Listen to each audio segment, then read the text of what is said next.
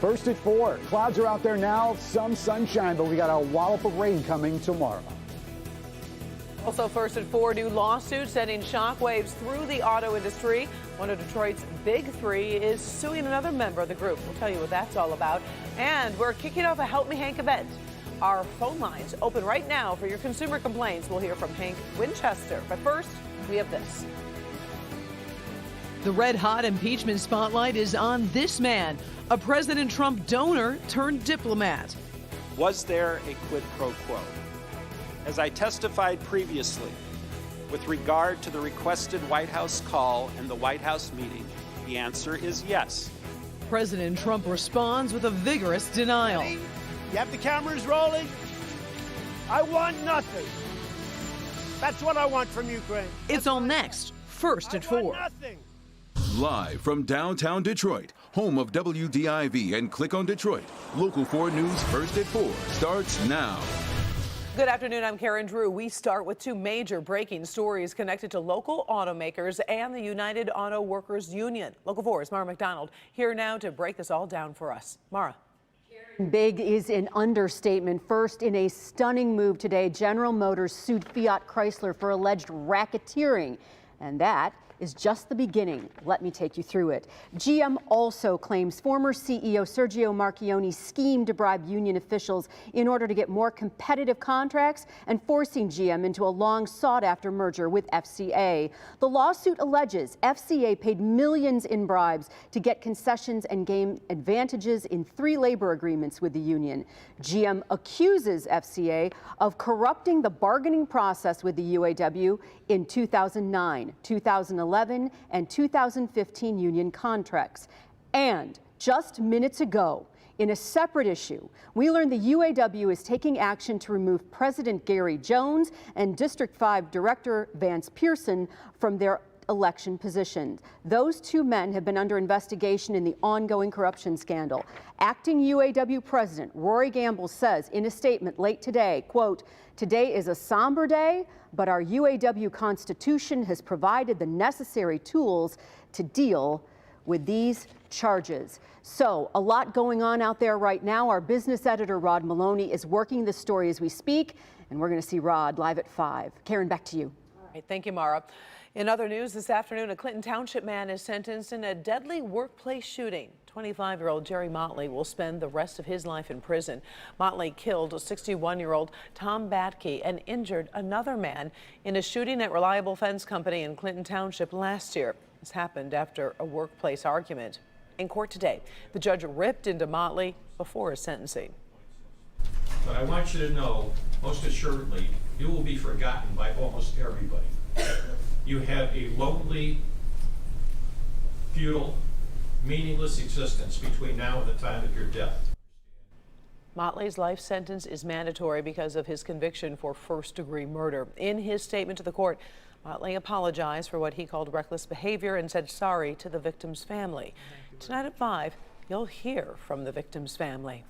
Officials from Grosse Ile and Wayne County meet in downtown Detroit and make a major announcement about that bridge that has been closed. We're told the bridge is expected to reopen tomorrow night. The bridge had closed unexpectedly last week for repairs, and that caused some major commute problems for residents.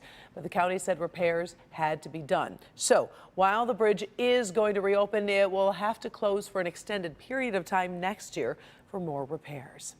Now, back to the impeachment hearings this afternoon. Some of you may have been watching earlier here on Local 4 or on clickondetroit.com. We'd like to get everyone caught up on some of the key moments, so let's get to Kimberly Gill in the newsroom. Kim, we're hearing from the president. Yeah, that we are. Good afternoon to you, Karen. In the past, the president has claimed he was not watching the hearings, but today he was apparently watching very carefully. We'll have more from the president in just a moment, but today's key witness was Gordon Sondland, the U.S. ambassador to the European Union. He told the House Intelligence Committee that he believed the president was pursuing political investigations during his dealings with Ukraine. He also made it clear that others knew about the demand for investigations, including Secretary of State Mike Pompeo. Through it all, Sondland described how the president's personal attorney, Rudy Giuliani, was calling the shots for the president's policies toward Ukraine.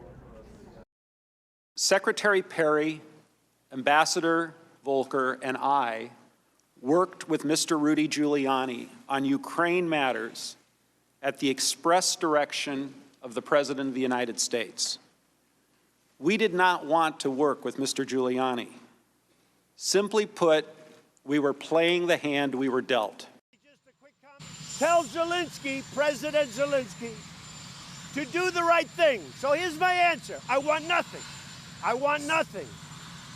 I want no quid pro quo. Tell Zelensky to do the right thing. Yeah, as you see there, President Trump spoke to reporters outside the White House, even as Sondland was still on the witness stand. The president, as you saw there, referred to some notes that he was holding. And Karen, there are still two more witnesses to come, Undersecretary of State David Hale and Laura Cooper. She's a Defense Department official who played a role in supplying military aid to Ukraine. And Karen, of course, you can watch those hearings on clickondetroit.com and on Local 4. Until then, we hope you join us for the news at 5 and 6. We'll send it back to you in the studio. All right. Thank you very much, Kim. It is not a pretty day outside, but I guess we do have to be thankful, right, Ben? It's at least a little warmer. Karen, it's not the cold stuff that we have been so used to this month. However, we do have some rain that's headed this direction as we get into tomorrow. Temperatures are in the 40s right now, just barely there in Ann Arbor. Lapeer at 42, and we may get some late sunshine in here as these clouds are trying to break up, and it looks like that may continue through at least the early part of the evening. But the clouds are going to come back tonight, and eventually we will get wet, but not through the evening hours and not for the morning commute tomorrow. We get out the door dry. We will look at timing on Thursday's rain, temperature changes for the weekend, and big changes for Thanksgiving week. All coming in a few minutes, Karen. Henry Ford Health Systems rolling out a new art exhibit, and it is really pretty special. It's replacing old artwork in hospital rooms with patient-inspired art. Paula Tutman introduces us to just some of the artisans in a story that will definitely touch your heart. So this is an art class where really art is the very least of it. Beating chemo, surviving cancer, finding beauty in the midst of the most terrifying moments of your life. That's actually what's going on here. How are you feeling, Gina? As if a cancer diagnosis isn't bleak enough, the reality of chemo can generally paint a pretty dismal picture. All of a sudden one day I had an irritation in my throat and found out I had lung cancer.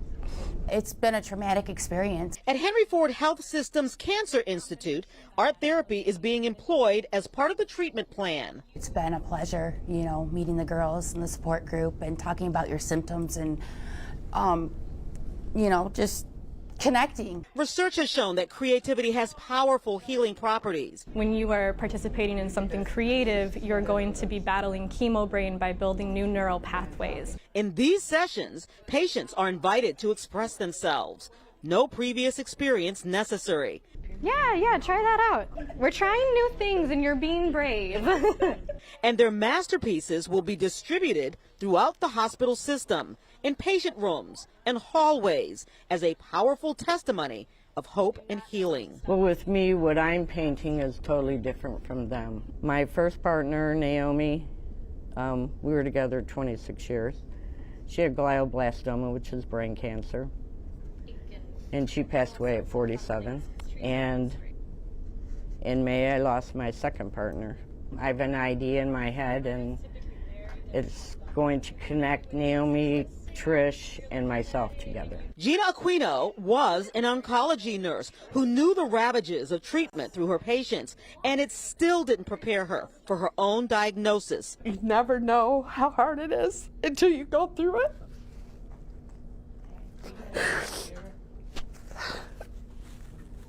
So that's why I keep coming here. I want to support other patients. I want to be their advocate. But at these sessions, as Mallory guides her hand and her brush, she finds small moments of peace and healing and a much needed distraction.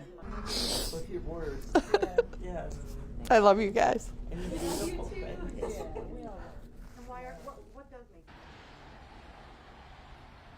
What this program is doing is absolutely extraordinary, and also equally extraordinary is that this program with the Henry Ford Health Systems Cancer Institute is open to anyone who's fighting cancer, going through cancer with chemo, even the caregivers, whether you're in this particular hospital system or not. And by the way, Karen, I know you saw women in that group. Men are invited too. They just haven't shown up yet. Well, hopefully after seeing this story, that will encourage them to show up. What a wonderful class. Thank you, Paula. Still ahead, it is not a credit card and it's not layaway. The nation's biggest retailer is offering a new way to let you buy now and pay later. Plus, Help Me Hank wants your phone calls. We'll be right back. Before the holiday season really gets underway, we have important information regarding the money moves you should be making right now. Help Me Hank tomorrow starting at 6 a.m.